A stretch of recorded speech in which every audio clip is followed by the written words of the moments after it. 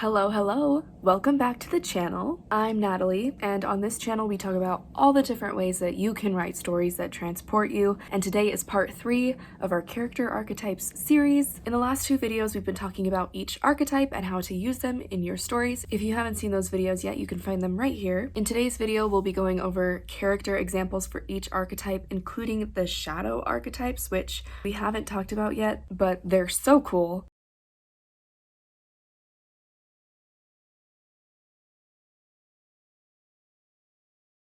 So this video is going to be pretty long. Get a snack or something, get comfortable, and I'll see you after the intro.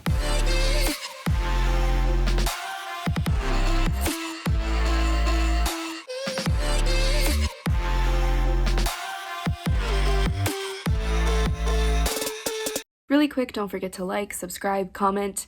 I love hearing from you guys. It gives me motivation to keep making these videos. Also, my website, my Instagram, and my email list are linked in the description below. So look there if you're interested in more writing advice, some extra writing content, and then exclusive updates on all of my projects. Okay, so before we dive into examples of each archetype and shadow archetype, I want to explain the rules of writing a shadow archetype. There aren't really any rules in writing, but these are just guidelines for when you are turning an archetype upside down to write a shadow character. So in every archetype, the good side will have good and bad traits. For example, every good rebel character will have the strong traits of being individualist, taking risks, and leading, but they will also all struggle with rebelliousness, carelessness, and impulsivity. When you are writing a shadow character, though, the good traits change. They turn on their head, and they become the opposite of what they would be in a protagonist. So, for an honest character, their shadow side would be dishonest. And this can be a little bit confusing sometimes because it leads to the shadow archetypes looking so drastically different from the original archetypes, but when you actually break it down and take a close look at it, it starts to get easier.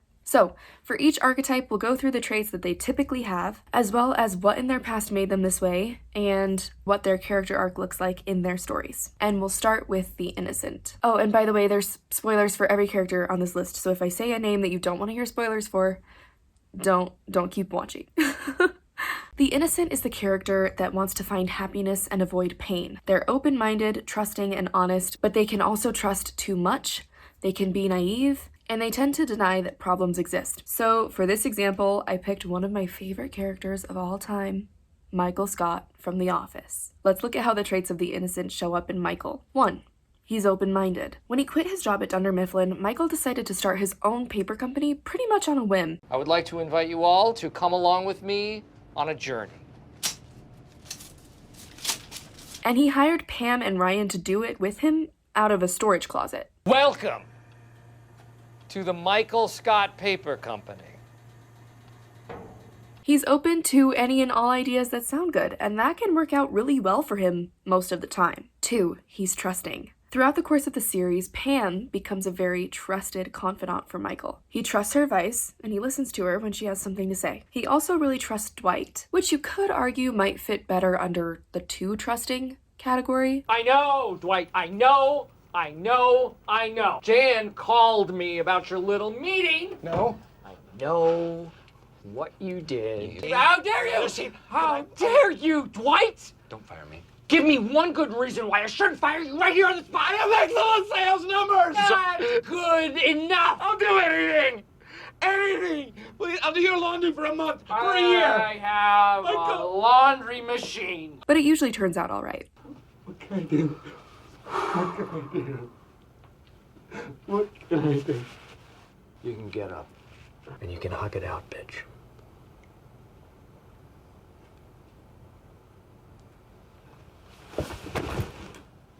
3. He's honest. In my opinion, the best example of Michael being completely honest and it really ending in success for him is at the end of season 2, episode 7, when they are at Chili's and he is closing a sale with a client. Jan thinks he's a little bit crazy because of how honest he's being, but the client ends up appreciating it and Michael closes the sale. But Michael also has plenty of the negative traits to go around. 1. He can be naive. Michael took his new girlfriend's ski trip family photo and photoshopped his face on her ex-husband. What is this? That is my Christmas card. It's a picture of you and me and your kids on a ski trip, having a blast. Season's greetings. Yikes. 2. He often trusts too much. Michael is always investing in Ryan's new business ideas, and he argues with others about why they should too, when everyone else in the office knows Ryan is a swindler who never actually does what he says he'll do. And 3, Michael denies that problems exist. When Michael is in a toxic relationship with Jan, he stays with her for way too long, simply because he doesn't want to acknowledge the fact that his girlfriend is truly a terrible person. Man, I would love to burn your candles. You burn it, you buy it. Oh, good. I'll be your first customer. But you're hardly my first. That's what she said.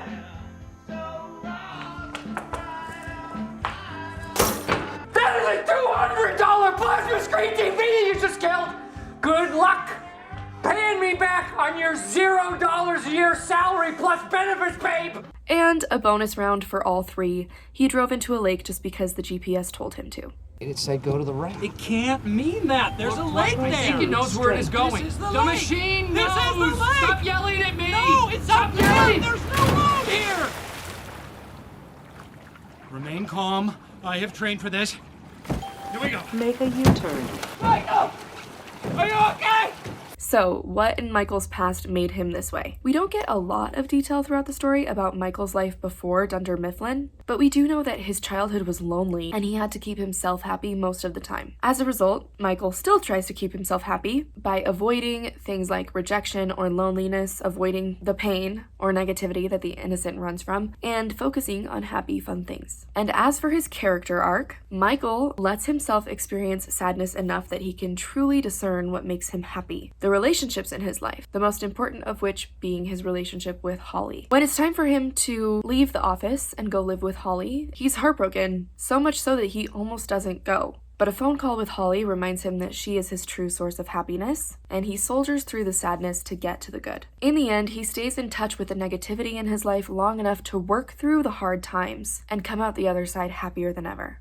Okay, now for the shadow side of the innocent. The victim. This character still wants to find happiness and avoid pain, but they do it in a much more destructive way. In The Victim, the innocent's open-minded outlook on life becomes a jaded, closed-minded attitude. Rather than trust people, the victim opts for skepticism and suspicion, and where the innocent will tell the truth, the victim will lie to protect themselves from any potential negative scenarios. And then, of course, they share the trait of denying that problems exist. And the best example I can think of for the victim is BoJack Horseman. Talking about BoJack Horseman hurts my heart every time. Here's how we see these traits in his character. 1. He's closed-minded. In the very first episode of the show, BoJack immediately tries to shut down the idea of someone ghostwriting his book without even really thinking about it. 2. He's suspicious of others. As Diane writes his book, BoJack worries that she'll use everything she's learning against him. And when his book actually comes out, BoJack is upset with Diane because he feels like she made him look bad. 3. He's dishonest. BoJack lies the most to himself. He reframes what he's done to not be as bad as it is. He tells himself that what he's going to do in the future is good. He tells himself he doesn't care when things go wrong, even though he really does. He's constantly lying to himself. I'm a good person, and I need you to tell me that I'm good. Diane, tell me, please, Diane, tell me that I'm good. 4. He denies that problems exist.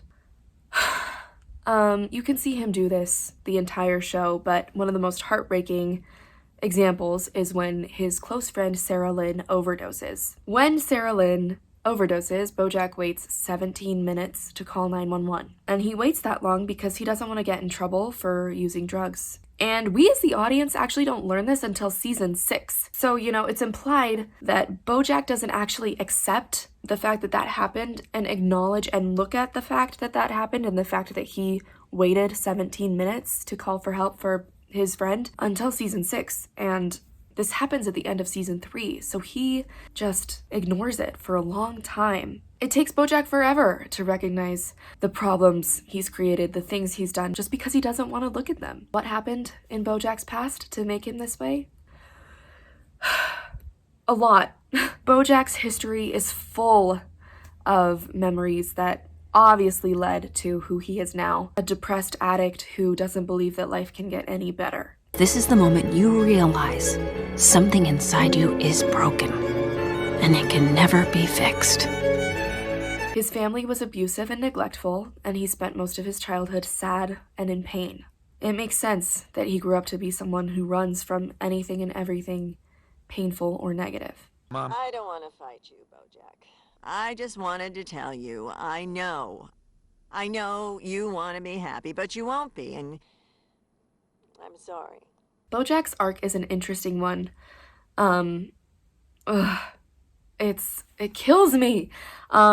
He goes back and forth between improving and getting worse, constantly moving up 5 steps only to fall down 10. In his desperate efforts to find relief from his pain, he only ends up making it worse. He brings tragedy after tragedy upon himself simply because he's too swallowed in his hurt to see the good in his life. He gets close to an actual positive arc when he goes to rehab in the last season of the show, but it doesn't take long for him to fall back into the shadow side of the innocent again, because when pain comes for him, he can't sit with it. He has to run. If you want to learn more about BoJack Horseman and his arc and why his story is so tragic and why it hits me in my heart every time, go over to my Instagram at Natalie C. Writing. I have a little bit of a case study there on why I think the show is so good and so sad. Next is the Sage. The Sage is the character that wants to find the truth and avoid being fooled or being ignorant. They're wise, intelligent, and logical, but they can also be arrogant, passive-aggressive, and detached from reality. Let's look at how the traits of the Sage appear in Hermione Granger from Harry Potter. 1. She's wise. This can best be observed by the fact that Hermione already knows so much about Hogwarts before she even gets there, and she often collects knowledge to the point of being wise with many other things too. 2. She's intelligent. Hermione is so intelligent. She's a fast learner, she's able to collect knowledge, and she excels in Hogwarts. 3. She's logical. Hermione is less in tune with her emotions and more in tune with her logic and thinking. This helps her think more clearly than others in high-stress situations, which Harry Potter is full of. Harry, you can't. Hermione, that's the man who betrayed my parents. You don't expect me to just sit here. Yes, and you must. And bonus, because Hermione almost never lets her emotions get the better of her, it's even more intense when they do, like when she punches Malfoy. You foul, loathsome, evil little cockroach!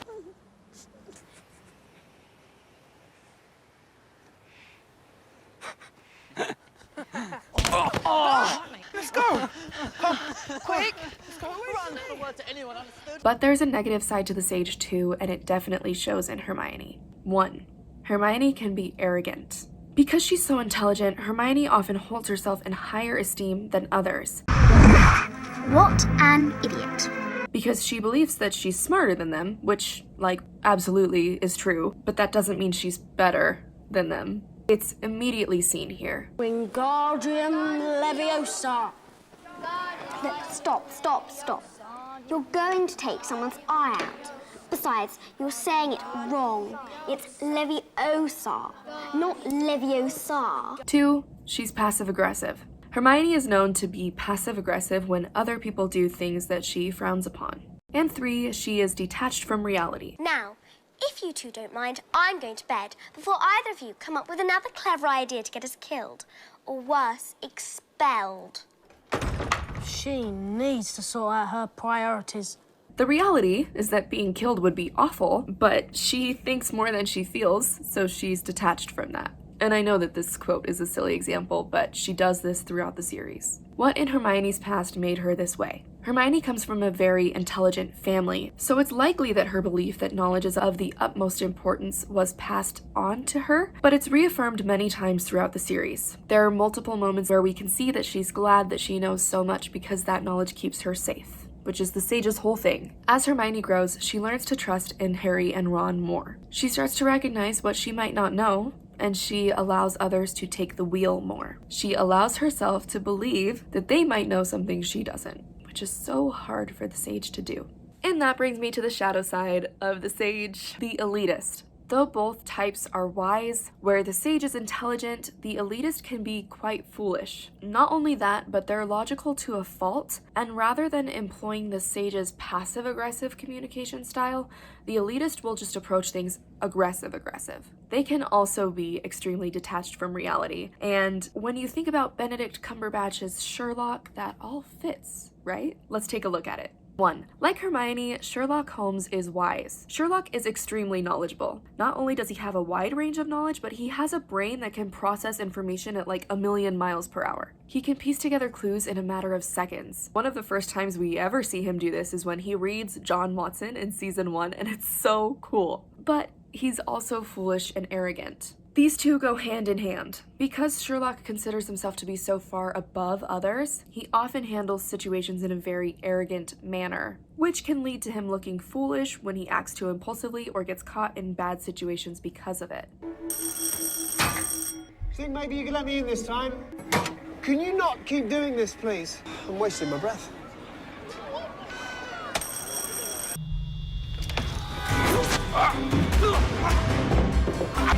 Anytime you want to include me. No, I'm Sherlock Holmes and I always work alone because no one else can compete with my massive intellect. 3. He's logical to a fault. Because of his sociopathic tendencies, which, yeah, not every elitist character will have, but they will all have this logical to a fault trait. In Sherlock, it just presents as sociopathic tendencies that lead to emotional reactions not really playing a part in how Sherlock responds to the world around him. He's not an emotional being. 4. He's aggressive. Sherlock uses an aggressive way of solving problems. He says what he means. He's incredibly straightforward, even sometimes yelling at people, a lot of the time yelling at people, to get his point across. Shut up, everybody, shut up! Don't move, don't speak, don't breathe. I'm trying to think. Anderson, face the other way, you're putting me off. So we can read her emails, so what? Anderson, don't talk out loud. You lower the IQ of the whole street. And 5, he's detached from reality. I mean, do we even have to go over this one? Sherlock is so detached from reality, it hurts. And I know you might be thinking, Nat, what are you talking about? Sherlock is extremely in tune with reality. That's how he finds clues and solves cases. I know. Obviously, he is really in tune with the external reality, but he's detached from his own internal world. He's detached from emotion and feeling. He's detached from self-control. He's notoriously impulsive. And he's detached from the relationships with his life. Just look at his relationship with his brother. But what made Sherlock this way? While we don't know a lot about Sherlock's backstory, we can clearly see that having the knowledge he has keeps him feeling safe. He immediately masters knowledge of those around him, thus overpowering them, which helps him feel comfortable in the world. Can you imagine Sherlock trying to live a calm, good life without his detective abilities? Yeah, not pretty. As for Sherlock's arc, it's more of a flat one. He doesn't change a lot throughout the series. More of him is revealed throughout the show, but he doesn't really progress or regress. He just continues on with his life, living in the shadow side of his knowledge where he can't fully engage with or appreciate the world around him. And that, you'll see that in shadow characters. They don't always have this plummeting negative arc, although when they do, it's so cool, because I'm a fan of negative arcs, you guys. But sometimes it's just static. Sometimes nothing changes. Sometimes they're just kind of stuck in one spot. That can also be a shadow thing. Usually the good archetype is going to get better. They are going to have a positive arc. The shadow might just stay there.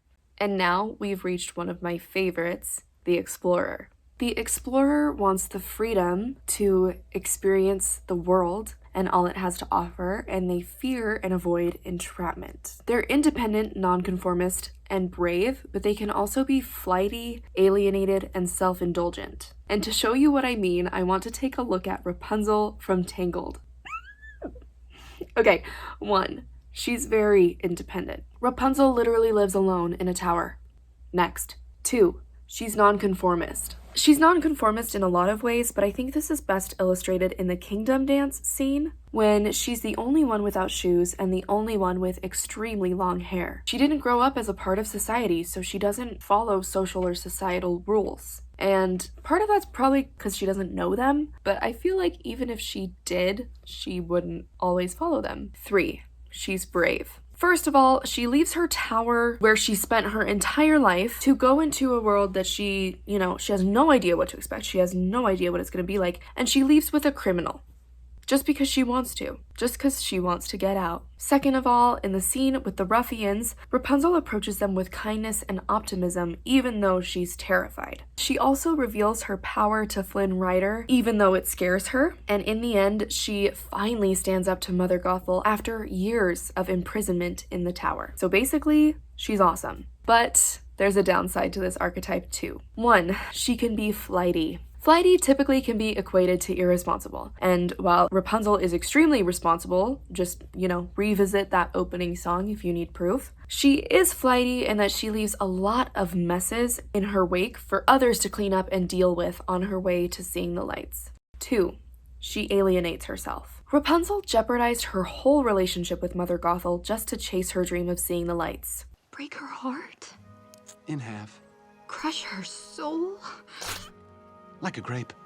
She would be heartbroken, you're right. Not that she should have prioritized her relationship with Mother Gothel, because obviously Mother Gothel is horrible. We don't like her in this house, but that's one way the explorer can become alienated, chasing their dreams without thinking much about how it'll affect their relationships. And 3, she's self-indulgent. Blowing up your entire life to chase a dream is pretty self-indulgent. So why is Rapunzel this way? I wonder. I bet no one can guess. She spent her entire life trapped in a tower. I think if that happened to me, I think I would have left on like day 5. Yeah. The explorer's desire is to find their identity and find a better life by exploring, and it makes more than enough sense that Rapunzel would want to do that after spending so long stuck in one place by herself. And as she explores, Rapunzel learns about the outside world, falls in love, and discovers who she truly is, the lost princess. This is truly the best end result possible for the explorer archetype, and I think it's part of why this movie is so good. Which brings us to the shadow of the explorer, the raider. The raider is as independent and nonconformist as the explorer, and they're also flighty and alienated, but the explorer's bravery turns into a backwards kind of cowardice when we're dealing with the raider. You guys, I'm so excited for this one. The example I picked for the raider is from Rick and Morty, and it's not Rick. I'm so excited. It's evil Morty. Here's why. 1.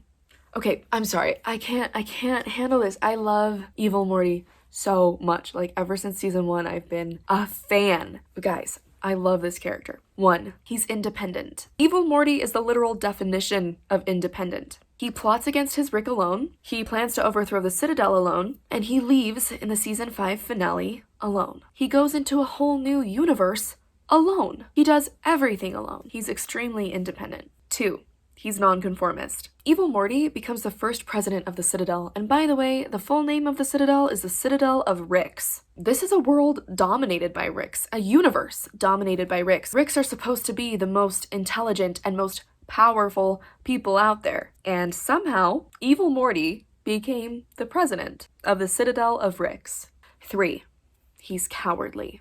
Truth be told, Evil Morty is far from cowardly in most things, except for in the way he treats others. He hurts and uses others for his own personal gain, which, in my opinion, is cowardly because it's kind of a cop-out. It's easier to hurt people than to work with them. It's easier to fight through people and steamroll people than it is to find other solutions. He doesn't try to solve his problems in a better way. He just goes straight for brutality. Does he really speak for everyone here? Mm-hmm. Yeah. Well, I think it's important to be clear. Raise your hand if he speaks for you.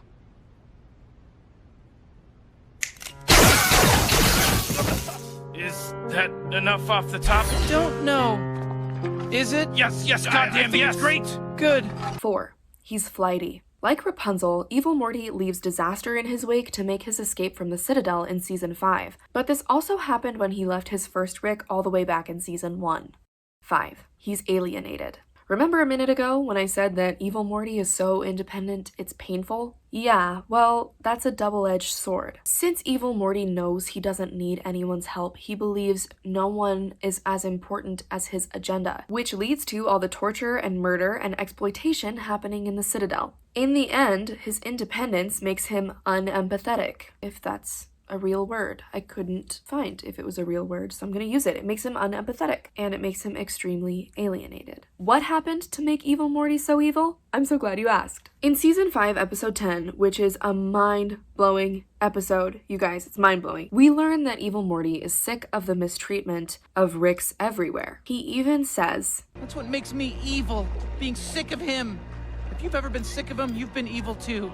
Evil Morty has been trapped for so long, he's been pushed beyond his limits. And I think part of it is that he's trapped under Ricks. And Ricks are so hard to beat. They're so hard to win against. So it makes sense that he would turn to brutality and, torture and basically being a dictator just to get away, because he feels like that's the only way he can get away. Because otherwise, Ricks are going to keep him trapped forever. So now he'll do anything he can to get away and find his own place outside of the central finite curve. To put it eloquently, evil Morty's character arc is sick. He goes from being the sidekick to a ruthless, uncaring Rick, to the president of the Citadel of Ricks, to a completely free traveler in a brand new, unexplored universe.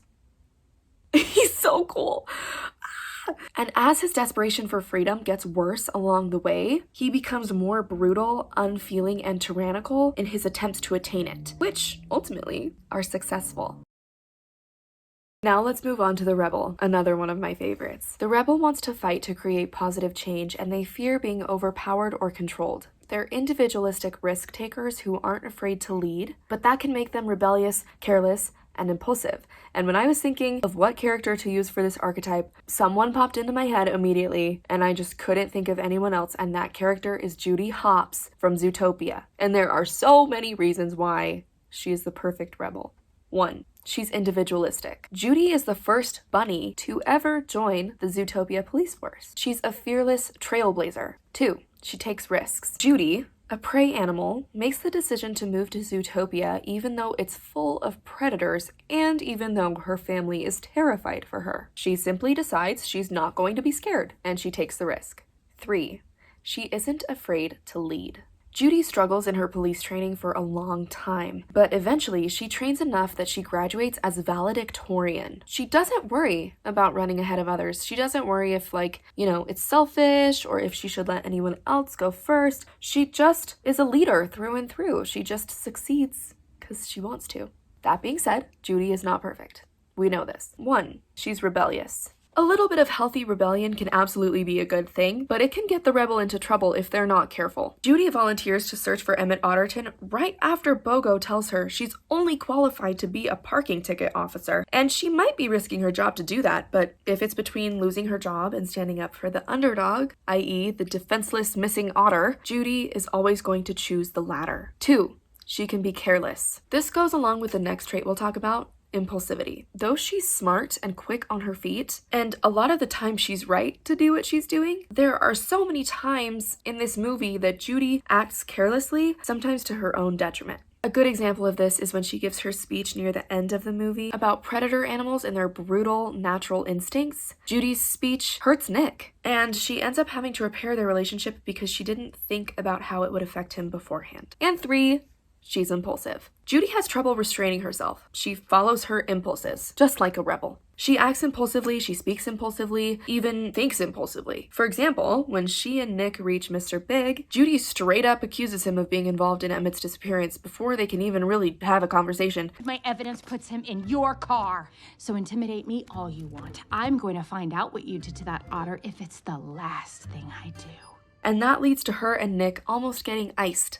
What in Judy's past made her this way? Judy has wanted to become a police officer since she was a child because she knew about and was bothered by the injustices in the world. Specifically, the fact that predators could mistreat prey just because they were predators always got under her skin. She's seen people get hurt and experience injustice in the past, and as a result, she wants nothing more than to have the ability to right the world's wrongs. Throughout her character arc, Judy goes from being an independent rebel who's used to and prefers doing things alone to being a team player. She learns to be okay with working with Nick, even going so far as to invite him to join the ZPD. Not only that, but the movie's events challenge her to recognize that predator animals can be the victims of injustice too, and at the end of the day, everyone needs protecting. Here's where we get to talk about Rick Sanchez. The shadow side of the rebel is called the criminal. Fitting for Rick, right? Where the rebel is individualistic, the criminal is a misanthrope with an intense distaste for following anyone or anything, which can become disastrous. And rather than approaching leadership fearlessly, the criminal runs from any hint of responsibility for other people. They look out for themselves.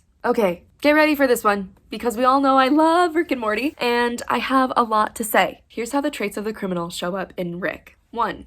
He's a misanthrope. A misanthrope is defined as a person who dislikes humankind and avoids human society. Is there any better word for Rick? In the criminal, the rebel's individualism turns into a disdain for those who do conform, those who continue to follow while turning a blind eye to the dangers of it. Rick resents the Citadel because to him, everyone there is okay with shutting off their own thoughts and logic in favor of the group's. In other words, they're all okay with being controlled by the so-called authorities. Seriously? That's Rick's worst nightmare. Plus, Rick forces himself to avoid human society, or any society, really, because not only does he believe he's smarter than everyone else, but he also believes people are inherently bad. He uses his anger, cynicism, and self-isolating behavior to stay in control of his own life. 2. He takes risks. Rick is nothing if not a risk taker. He almost never thinks before he jumps. If he wants to do something, he'll do it. If he wants to take something, he'll take it. He has infinite backup plans, so there's no reason for him to avoid taking risks. 3. He hates being responsible for others. While the rebel wants to lead in order to help others, the criminal hates being saddled with responsibility and dependence. They would rather be alone, travel alone, work alone, operate alone, because people depending on them infringes upon their freedom. We can see this in Rick every time those around him start to need something, but the example that I thought would be fun to talk about is when he forces Beth and Jerry to go to alien couples therapy because he's sick of their dysfunction bleeding into his own life. He has to be responsible for that, so he'd rather they just fix their issues so they don't bother him anymore. Will you fix your marriage or get a divorce already? We want to make it work if we can. It's just... Then it's settled. No need to pack. Let's go, go, go, go! 4. He's rebellious and impulsive. Watch closely as Grandpa topples an empire by changing a 1 to a 0.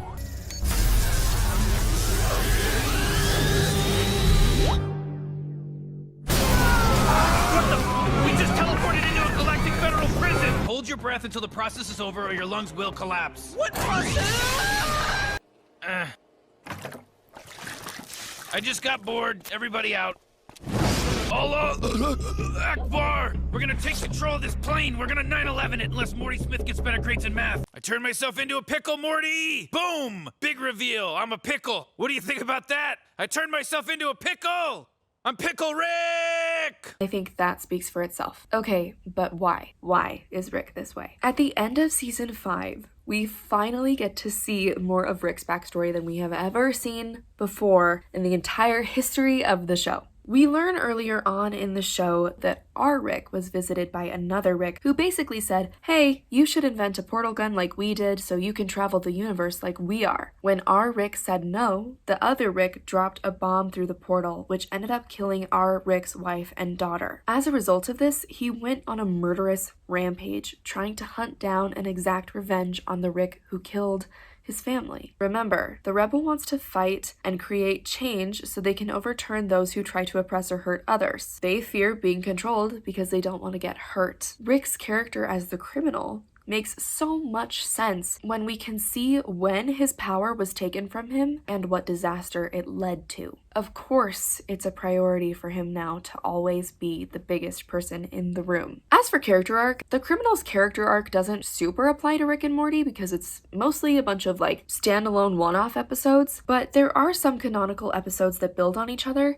and in those we do see Rick go through some growth. It's revealed how much Rick truly does care about Morty, Beth, and Bird Person, and there are moments when we can see the deep pain he's in. But besides that, he's mostly the same Rick at the end of season 5 that he was at the beginning of season 1. Rick wants to be closer to others. He wants to let his guard down. Even if you might be thinking, no, he doesn't.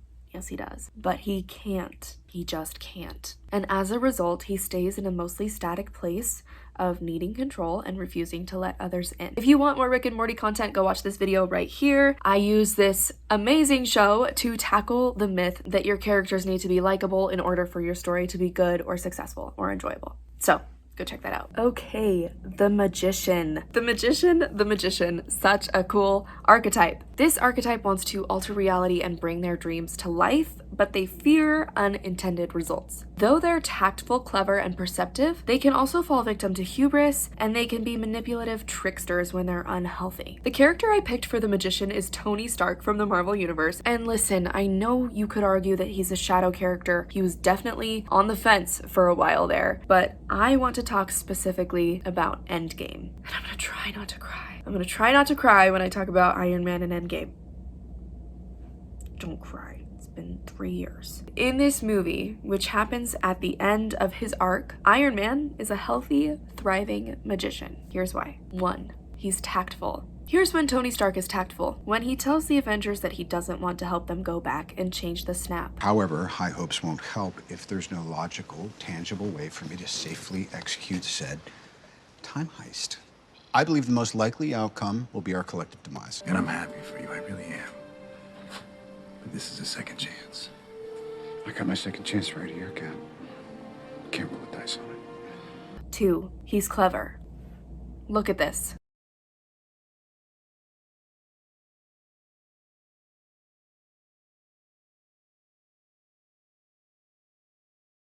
No other explanation needed. 3. He's perceptive. Tony was able to use his perception, which grew over his positive arc, to look at the situation in Endgame from all angles and understand what others were thinking and feeling, which ultimately led to his decision to forego his own fears and help the Avengers undo the snap. But he's Tony Stark, and we all know that he falls prey to the Magician's bad traits. 1. Hubris. At first, this is the word that defines Tony Stark. His whole personality can be summed up in this one trait: hubris. His pride does lessen as he progresses in his character arc, but at the end of the day, he's still very confident in his intelligence, his inventions, and his abilities. After all, big man in a suit of armor. Take that off, what are you? Genius, billionaire, playboy, philanthropist. 2. He's manipulative. Tony isn't outright manipulative, but he does use charm and smarts to get away with things under the radar, and he's able to persuade people to his side. 3. He tricks people. Stark goes behind the Avengers' backs to create Ultron even though they said not to. He keeps things secret, only allowing people to see what he wants them to see. Here's why I think Tony Stark became the Magician. He was always incredibly smart ever since he was a child, and his accomplishments and capability gained him the recognition he was always lacking from a cold, distant, unfeeling father. After his father's death, he became the CEO of Stark Industries, which led to more attention and recognition and a more inflated self-image. Finally, when he got captured in Afghanistan, Tony had to build his way out of captivity. Throughout his life, he's always been able to alter the world around him to get what he wanted, whether it was recognition, women, money, or a longer life. At the end of his arc, Tony realizes he can't change reality. Except for in one way, the snap. Like every other magician, he fears unintended results, and this is the biggest unintended result possible for him: dying, never seeing Pepper or Morgan again. But he does it because he realizes he can change reality one last time and save half the population if he is willing to sacrifice himself. The Shadow. Usually the shadow archetype of the magician is referred to as the trickster, but I prefer to call them the fraud because they think they're super powerful, but they're not. They're just prideful. Plus, I think the trickster works better for another archetype, which we'll get to later. In the fraud, the magician's tact and perception turn into insensitivity, and they experience the same hubris and manipulative tendencies. For the fraud, I picked Yzma from The Emperor's New Groove. Such a stupid movie. Let's look at how she fits the traits, and a good movie. It's good. I love it. Let's look at how she fits the traits of the magician's shadow archetype. 1. She's insensitive. Is there anything more insensitive than trying to kill someone? I feel like the answer is no, but we could also look at how she treats Kronk. Kronk, Why did I think you could do this? It's like I'm talking to a monkey. I've never liked your spinach puffs. I mean, Kronk doesn't deserve that. He's Kronk. 2, she's clever. I mean, just look at her lab. She's clever. 3, hubris. Yzma's hubris shows up in believing that she would be better to rule the entire kingdom than Kuzco, which is the source of the murder plot in the first place. That's it, Grant. That's it. I'll get rid of Kuzco. She thinks she's the smartest and the most capable, and because Kuzco damaged her pride by firing her, she wants to kill him to get her revenge. 4, she's manipulative. Yzma tries to sneak her way closer to Kuzco by being kind to Pacha's family because she knows Pacha is close to Kuzco. 5, she's a trickster. She invites Kuzco to dinner to kill him. That's tricky. We don't know a ton about Yzma's backstory, so here is my guess as to why she fits the fraud so well. Yzma raised Kuzco, who's always been ungrateful and spoiled, so she's always felt underappreciated and taken for granted. Who does that ungrateful little worm think he is? How could he do this to me? Why, I practically raised him. Yeah, you think he would have turned out better. Yeah, go figure. In her hubris, she believes that she's higher than that. She deserves more than that. So, when Kuzco finally pushes her over the edge by firing her, she decides it's time to change reality and get the throne. She already has her lab and her potions, so she's been the magician this whole time, but this is the moment that she finally starts to really lean into that fraud side to try to change the world around her. In the end, Yzma is turned into a kitten and stuck like that forever. Is that my voice? Is that my voice? So she's trapped in her worst fear, unintended results. Y'all, I've been here for so long. Her magic didn't work out in the way that she wanted, and now she has to live with that forever. Next is the hero. The hero wants to be brave and courageous, and they fear weakness and cowardice. They're strong, courageous, and resilient, but they can also be arrogant and egotistical, and they underestimate others. Because of this, I want to look at Wreck-It Ralph and how he fits the hero archetype. 1. He's strong. Ralph's strength shows up in doing things that are really truly difficult for him. For example, even though it wasn't really a good thing to do, he exhibits strength when he breaks Vanellope's cart. He breaks the cart in an effort to protect Vanellope, even though he knows it'll hurt her. The hero's strength isn't always used in a truly heroic way, but they will believe they're doing what's right and protecting people. 2. He's courageous. After being reduced to nothing more than the bad guy that wrecks the building, Ralph decides to do something not many characters will do. Leave his game in search of a medal so he can prove that he is good. I mean, come on. What's more hero-esque than that? 3. He's resilient. After breaking Vanellope's cart, Ralph goes back to Sugar Rush to confront King Candy about Vanellope, which he knows is running back into the fire because Vanellope hates him now.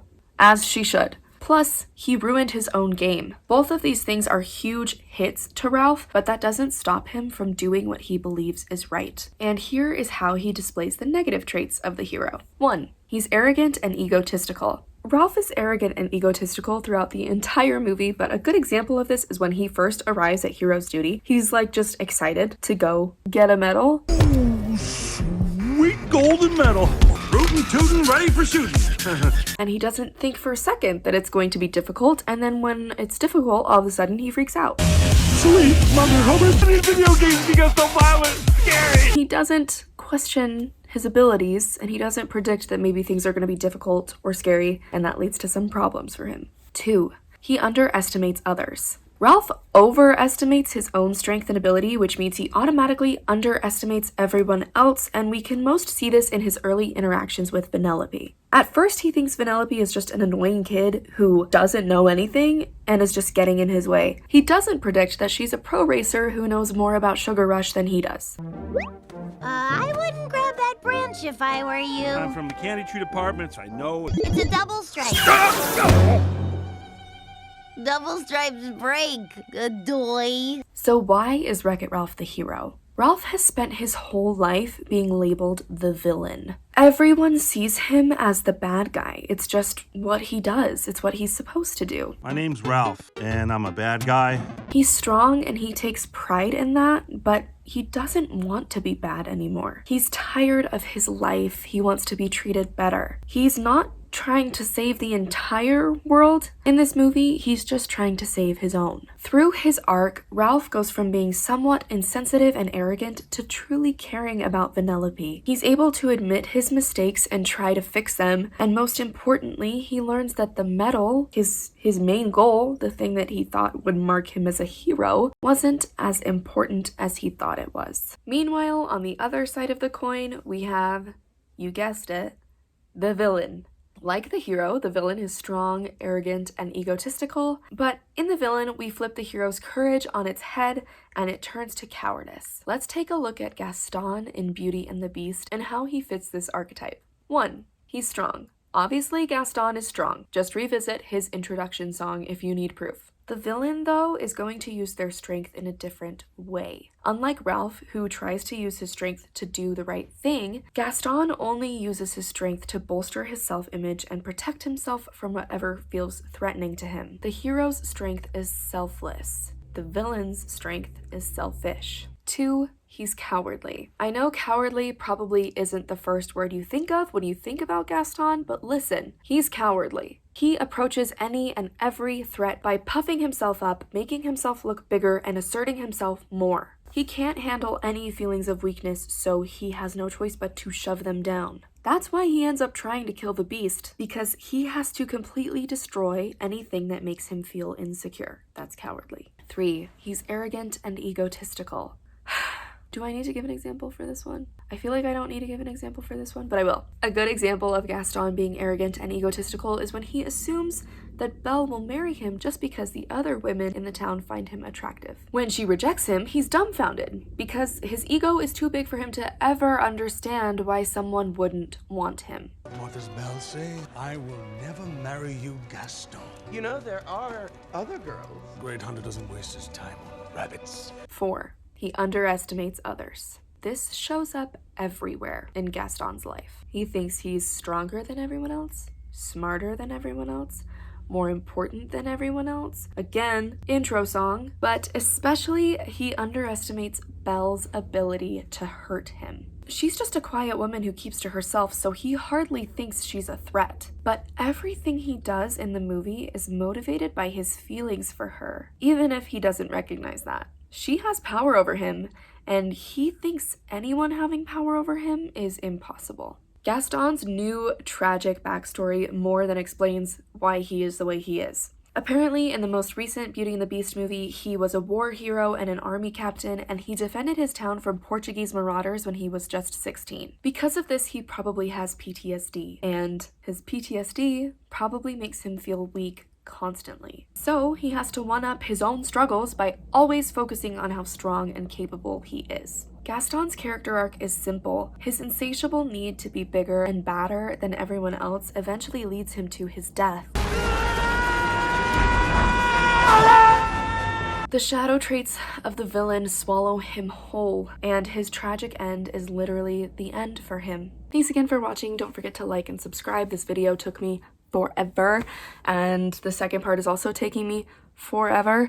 Any and all support you guys give is very encouraging. I hope that this was able to help you see more of what each archetype is like and how you can actually use them in your own stories, as well as turn them into villains, because I think that it's so cool to flip these archetypes and look at the villains. So I'll be back next week not next week. I will be back sometime with the rest. Happy trails.